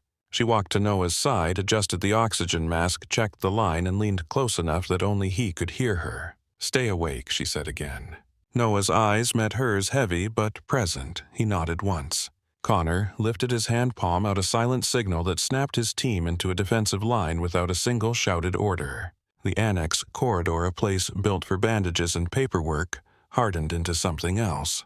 A storm outside. A wounded man inside. A traitor on the floor. And headlights cutting closer through the snow. The headlights stopped so close the glass trembled with the low idle of engines fighting snow. Connor Reyes did not raise his voice. He did not need to. His team shifted into angles and cover that turned the annex hallway into a corridor of controlled threat. Eli took the left corner near the nurse station. Marcus Lane posted on the right sightline on the entrance. Jace Turner stayed a step behind Bishop with the leash wrapped twice around his fist. The dog was rigid, ears forward, nostrils flaring as if the storm carried a scent only he could read. Emma kept one hand on Noah Grant's blanket at the shoulder, the other on the IV line, checking drip speed by feel more than sight. The warmth had returned, thin but real, and every breath Noah pulled through the oxygen mask sounded like a man refusing to surrender. Voss sat bound against the wall, watching all of it with a bright, ugly calm. The outer door slammed once hard, then again. A gloved fist pounded on metal. Connor's chin lifted slightly. No one moved toward it. The annex did not have a lobby, just a narrow vestibule and a second interior door that led straight into their world. Whoever was outside would have to come through one funnel. Connor had built his line around that fact. Another pound hit the door, followed by a voice muffled by wind and distance. Medical annex, open up. It did not sound like local police. It did not sound like base security. It sounded like someone used to being obeyed. Connor's eyes narrowed. He stepped closer to the interior door, but stayed behind cover. His voice carried cleanly down the corridor. Identify. A pause. The storm screamed through the gap under the exterior door and threw snow against the vestibule windows like handfuls of gravel. Then the voice answered louder now, sharper. This is Navy. Open the door. Connor did not budge. Identify with name and unit. Silence stretched just long enough to make Emma feel it in her teeth. Bishop's chest rose and fell in a slow, controlled rhythm. Not panic. Attention. Emma watched the dog's head angle slightly as if he were tracking movement outside, counting steps by sound. Then the voice returned, clipped and irritated. Commander Daniel Kincaid, Naval Special Warfare. I'm here for Emma Carter. The words hit the hallway like a sudden pressure change. Megan, still by Noah's monitor, made a small sound she tried to swallow. Lewis Benton went rigid near the counter, eyes wide. Even Eli's posture tightened the way men tightened when a name landed too precisely in the wrong place. Connor's gaze flicked to Emma for a fraction of a second. Emma did not look away from the door. She did not flinch. She simply felt the weight of her own name echoing through the building in a voice that did not belong to this night. Connor's voice stayed steady. You have no clearance to demand personnel from my care. State your purpose. Outside, the wind rose and fell like a living thing. Then Kincaid's tone changed just slightly. Less bark, more command. Your facility is compromised. Open the door. Connor's jaw flexed. How do you know? A pause. Because you are not the only one who can read a storm lieutenant. Emma felt Noah's shoulder twitch under her hand. His eyes were open behind the oxygen mask, focused and fever bright. He looked past her toward the door, and she saw it in him, that same instinct that had made his team survive things most people never saw. He knew this was real. He just did not know what kind. Connor stepped closer to the door, still not exposing his body. You want entry, you do it right. Code. Another silence. Then a string of numbers came through, precise, without hesitation. Connor glanced at Eli. Eli moved to the small keypad panel near the nurse station, fingers hovering. He looked at Connor for confirmation. Connor nodded once. Eli keyed the code in. The interior door locks clicked. Bishop's growl started low, then cut off as if the dog had decided sound was unnecessary. Connor held up one hand, and his team tightened their line. Eli pulled the interior door open just enough to create a narrow gap. Cold air knifed in instantly, sharp enough to sting the eyes. The vestibule was a white blur beyond the glass headlights cutting through it in wide, smeared beams. Shapes moved outside, dark against snow boots, crunching in a rhythm that sounded disciplined even through the storm. The exterior door opened. Wind slammed into the vestibule like a fist. Snow swirled in violent, filling the small space with a spinning haze. A figure stepped into the vestibule. Broad-shouldered parka, heavy with frost, hood down despite the cold. His face was weathered, eyes hard, jaw set, like a man who had made decisions that cost lives and still slept afterward. Behind him, two more figures moved in, carrying hard cases, weapons slung low and controlled, not pointed but ready. Their movements were quiet, efficient. The lead figure reached up and pulled his hood back further, making sure his face was visible through the gap. "Lieutenant Reyes," he said. Connor did not answer the familiarity. "Show credentials." The man's gloved hand went to the front of his parka. He produced an ID wallet and held it up to the crack of the door. Eli leaned in enough to see it, then looked back at Connor and nodded once. Connor's eyes stayed narrowed. "Why are you here?" The man's gaze moved past Connor, past the seals, past the blood on the floor. It landed on Emma. "Emma Carter," he said again, quieter now, like a confirmation. Emma did not step forward. She stayed with Noah, hand still pressing warmth and steadying him the way you anchored someone to the world when the world tried to tilt. Connor's voice dropped, "Answer." The man exhaled slowly as if tired of explanations but willing to give one anyway. "You have an infiltrator inside your annex," he said. "He is not here for your patient. He is not here for your base. He is here to remove an asset and erase a witness." Connor's expression did not change, but the room around him did. The operators leaned into their readiness. Emma's pulse stayed low. She had already known the first part. The second part landed heavier. Kincaid's eyes stayed on her. "Emma," he said, tone firm, "I need to see you." Megan whispered, barely audible, "Emma, who is that?" Emma did not answer Megan. She did not take her eyes off Kincaid. Noah's voice came muffled through the oxygen mask. "You know him." Emma leaned close to Noah's ear. "Keep breathing," she murmured. "Slow." Noah's eyes held hers. He forced a small nod. Connor spoke without breaking his line. "You want her, you step inside and you do it under my control." Kincaid's gaze flicked back to Connor, and for the first time there was a hint of respect in it. Not warmth, recognition. "Open the door," Kincaid said. Connor nodded once. Eli opened the interior door fully. The storm tried to shove itself inside. Kincaid stepped through the vestibule and into the annex with a controlled stride. He did not shake snow off. He did not look around like a tourist. His eyes moved like a man reading threats and angles, counting bodies, measuring exits. The two men behind him followed, one carrying a medical case, the other a hard black case that could hold electronics restraints or something worse. Their faces were half-covered eyes alert, posture disciplined. Kincaid stopped 3 steps inside.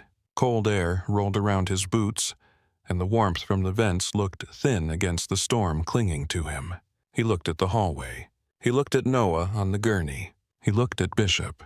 Then his gaze landed on Voss, bound against the wall. Voss smiled at him like they were old acquaintances. Commander Voss said, voice rough with blood and satisfaction. Kincaid's face did not change. He walked toward Voss without haste, stopped in front of him and stared down. "You are early," Voss said softly. Kincaid's eyes narrowed slightly. "You are loud." Voss laughed once, then winced, but the laugh held a kind of pride. "You did not tell me there would be a dog." Kincaid did not look at Bishop. "You were told what you needed to know." Voss's smile widened. "And she is here." Kincaid's gaze cut to Emma instantly. Emma felt the look like a hand closing around her wrist.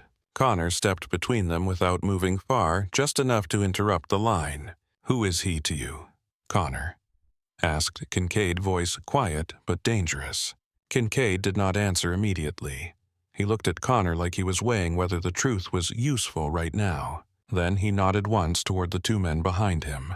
"Secure him," Kincaid said. One of the newcomers moved toward Voss with a restraint kit. Voss's smile tightened. "Careful," he said. "You touch me wrong and you lose your own people." Kincaid's gaze stayed flat. "You do not have that reach anymore."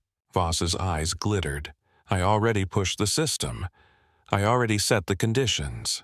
Kincaid leaned down slightly, voice low enough that only Voss would hear. "You did not come here to die," he said. "So stop trying to pretend you did." Voss's smile twitched just a fraction. The newcomer checked Voss's pockets and seams with methodical speed, pulling out a small device taped near the inside waistline. Another device came from the boot. A third from the collar seam. Connor watched jaw tight. He was wired. Eli muttered. He came prepared. Kincaid straightened and finally looked at Connor. "Yes," he said simply. Emma kept her focus on Noah. She tightened the blanket again, checked his fingertips, checked the oxygen flow. The monitor was still unstable. His heart rate had eased slightly with warmth returning, but the cold had already taxed him. Megan hovered beside Emma, face pale. His pressure is still low. Emma nodded. Keep warm fluids, keep oxygen. Watch his breathing. If he gets more short of breath, tell me immediately. Kincaid's gaze shifted to Noah, and for a moment the commander's hardness softened into something more clinical. You are doing good work, he said to Emma, voice quieter. Emma did not accept the praise. She did not reject it either. She kept her attention on the patient and asked the question that mattered.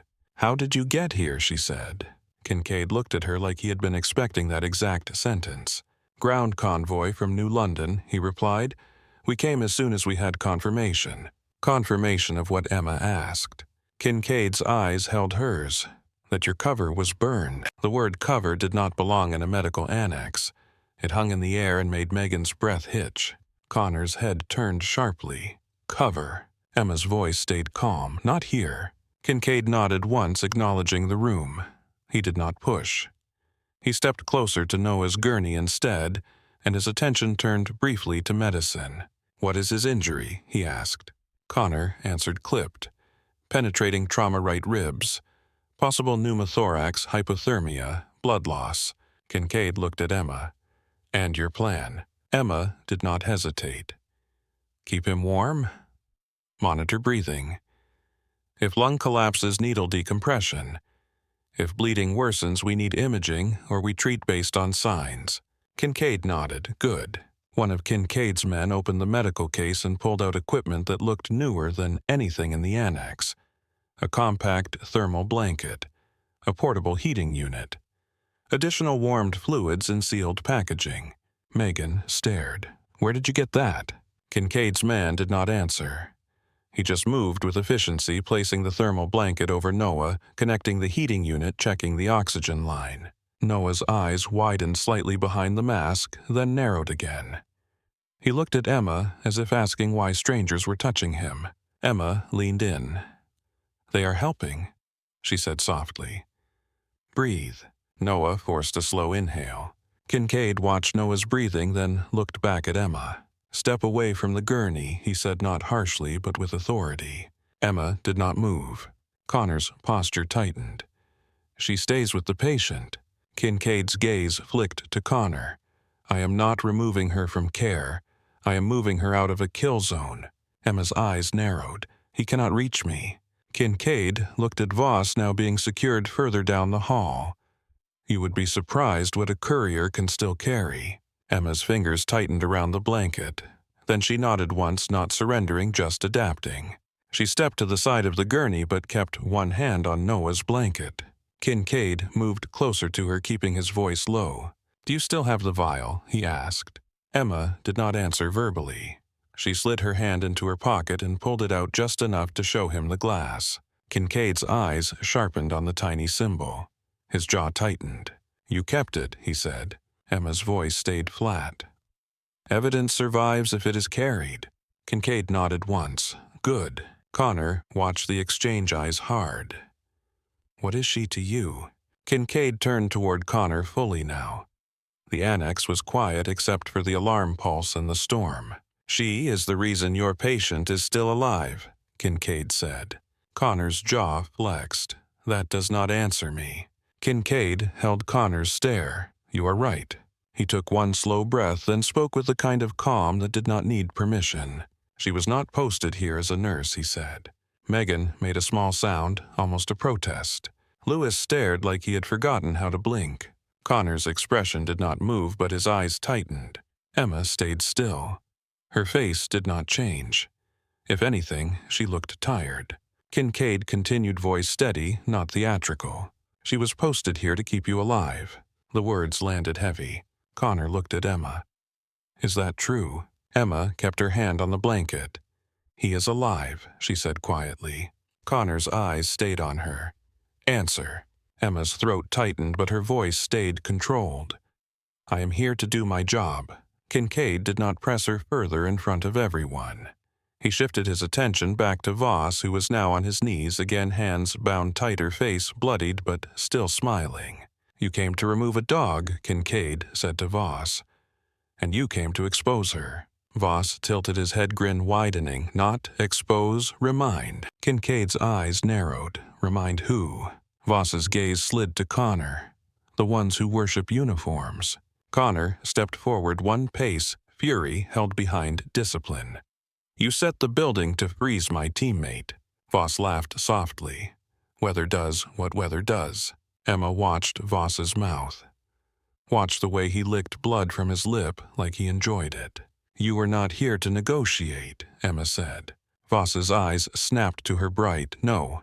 Emma's voice stayed calm. "Then you were here to buy time." Voss's smile twitched.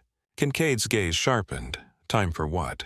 Voss looked past Kincaid toward the vestibule windows where headlights still smeared through white. He inhaled like he could taste the storm. "A lesson," Voss whispered. Connor's patience snapped.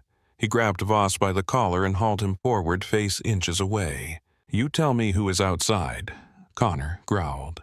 Kincaid did not stop him immediately. He watched Connor's grip, measured the tension, then spoke with calm authority. "Lieutenant." Connor's grip loosened slightly, not out of fear, out of discipline. Voss coughed, then smiled again. "Outside is not your problem," he said. "Inside is." Emma felt the air shift.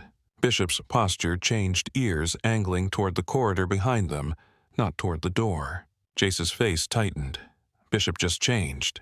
Connor's head turned. To what? Jace swallowed. "He's tracking something inside." Emma's eyes narrowed. Kincaid's gaze flicked down the hallway. "Search the annex," he ordered. One of Kincaid's men moved immediately, stepping into side rooms with a small flashlight checking corners and panels. Eli and Marcus shifted to cover him. Megan's voice trembled. "There is no one else." Emma kept her voice even. "That is not what he is tracking." Bishop stood rigid, nose lifting, nostrils flaring in short bursts. Then he growled once low. "Not at Voss. At the ceiling." Emma's eyes lifted to the vents. The air smelled faintly different now, not just cold and antiseptic. A sharp chemical note threaded through it, subtle enough to miss if you were not looking for it. Emma's stomach tightened. She looked at the vial in her hand again. Then she looked at Kincaid. "It is not just about heat," she said quietly. Kincaid's eyes narrowed. "What do you smell?" Emma swallowed. "Something that does not belong in oxygen lines." Lewis stepped forward, face pale. "Oxygen lines." Megan's voice cracked. "Emma, what are you saying?" Emma did not answer Megan. She moved quickly, controlled to the wall oxygen outlet near Noah's gurney, and sniffed near the connection point without touching it. The chemical note was faint but present. Kincaid's posture sharpened instantly. "Shut off that line," he ordered. Lewis hesitated, then moved to hands shaking as he reached for the valve control. Emma grabbed a portable oxygen tank and swung it toward the gurney. "Switch him," she said. Megan helped her fear turning into motion. They swapped the mask line quickly, the hiss of portable oxygen cutting through the alarm pulse. Noah's eyes widened behind the mask, then steadied again as the flow continued. Kincaid looked at Voss, and for the first time his voice showed real anger. "You contaminated a medical line." Voss smiled through blood. "Medical is just another system." Connor took a step toward him again, but Kincaid lifted one hand, stopping him. "I will handle him," Kincaid said, voice quiet and lethal. He crouched to Voss's level, eyes locked. "You carried a vial," he said. "You carried remotes. You carried sabotage connectors. You also carried a secondary agent for the oxygen supply." Voss's smile twitched. "Did I?" Kincaid leaned in slightly. "Where is it?" Voss's eyes glittered. "Already where it needs to be." Bishop's growl rose deeper now, vibrating through the floor. Emma looked at the vents again, then at the panel Eli had been working on. "It is tied into the same loop," she said. "He used the blackout as cover. If oxygen drops, Noah dies. If heat drops, everyone weakens. If both drop, it looks like weather." Kincaid nodded once. "Contain it." One of his men moved toward the back corridor, likely heading for the oxygen manifold and mechanical room. Eli followed, posture tight. Megan stared at Emma, voice thin. "How do you know that?" Emma did not look away from the vents. "Because it is the same pattern," she said quietly. Megan's eyes filled with confusion and fear. "What pattern?" Emma finally looked at her, expression controlled. The kind that makes people die quietly. Connor's gaze stayed on Emma, reading her in a new way. "You have seen this." Emma's jaw tightened. "Yes." Noah's eyes tracked the room, heavy but alert. He looked at Emma like he was trying to connect pieces he did not have. Kincaid stood and addressed Connor without raising his voice. "Your patient is the priority," he said. "Your annex is compromised. Your prisoner is not your biggest threat." Connor's eyes narrowed. "Then why did you say you came for Emma?" Kincaid looked at Emma again. His expression tightened, grief and urgency mixing behind discipline. "Because whoever sent him did not expect her to still be breathing," he said. Emma felt the words like a slow punch. Voss laughed, quiet, satisfied. "Still alive," he murmured. "Always impressive." Kincaid's eyes cut to Voss. "You do not get to admire her." Voss's smile widened. "You do not get to keep her." The storm slammed the building again, and the emergency lights flickered once more. For a moment, the annex felt like it might lose the fight all over again. Emma tightened her hand on Noah's blanket and leaned close to his ear. "You stay with me," she said. Noah's eyes held hers. His voice came rough through the mask. "I am here." Emma nodded once, then stood and faced Kincaid. "You came because my name moved through the wrong channel," she said. Kincaid held her stare. "Yes." Emma's voice stayed calm, then the bases compromised. Kincaid's jaw tightened. "Yes." Connor stared at them both. "Then tell me what she is." Kincaid did not look away from Emma when he answered. "She is the person they want erased," he said quietly. "And she is the reason you are still breathing in a building designed to kill you." Emma's face did not change, but her eyes hardened. "Enough," she said softly. Kincaid nodded as if he understood what that word meant from her. He turned to his men. "Full sweep. Mechanical room. Oxygen manifold. Electrical. Communications. Every line that touches life support gets checked." They moved immediately. Connor stepped closer to Emma, voice low. "Emma." She looked at him. Connor's expression was tight, controlled. "Are you my nurse?" Emma's answer was steady. "I am the one keeping Noah alive." Connor held her gaze for a beat, then nodded once, accepting the only truth that mattered right now. Behind them, Voss shifted against the restraints and smiled through blood. Kincaid turned back to him, eyes cold. "You chose a hospital," Kincaid said.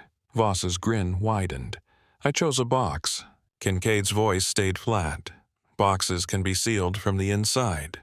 Voss's eyes flickered for half a heartbeat. Then his smile returned thinner. Emma watched that flicker and felt something settle in her chest. Not fear. A warning. She tightened her grip on the vial in her pocket, and the edge of Noah's blanket in her hand, holding on to the two things that proved what this night really was. A medical emergency, and a war carried in quietly, wearing a badge that never should have existed.